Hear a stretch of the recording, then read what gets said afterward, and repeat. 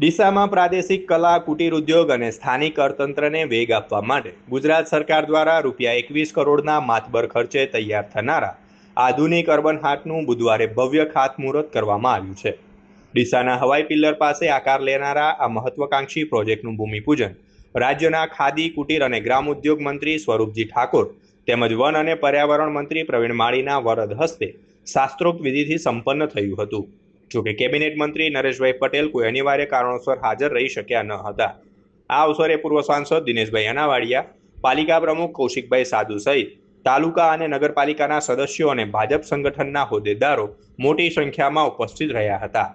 આગામી સમયમાં આ અર્બન હાટ ધમધમતું થતાં જ સમગ્ર બનાસકાંઠા જિલ્લાના નાના વેપારીઓ, કારીગરો અને હુન્નર ધરાવતા લોકો માટે આ એક મોટું અને કાયમી બજાર સાબિત થશે.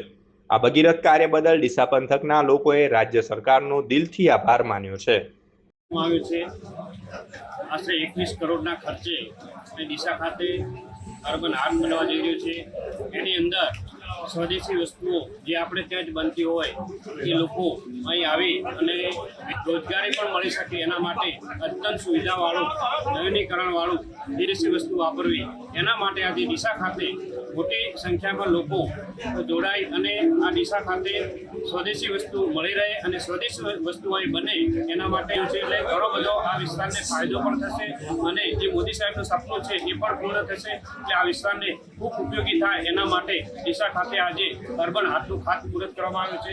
એમાં ઘણા બધા પ્રવીણભાઈ અમારા સાથી મિત્ર સાથે રહી અને ઘણા બધા લોકો અહીંના ભારતીય જનતા પાર્ટીના તમામ આગેવાનો સાથે રહી અને ખાતમુહૂર્ત કરવામાં આવ્યું છે. અને ટૂંક સમયની અંદર અહીં મોટું આ હાટ બની અને લોકોને એટલે ખૂબ સરકારનો પણ આભાર માનીએ કે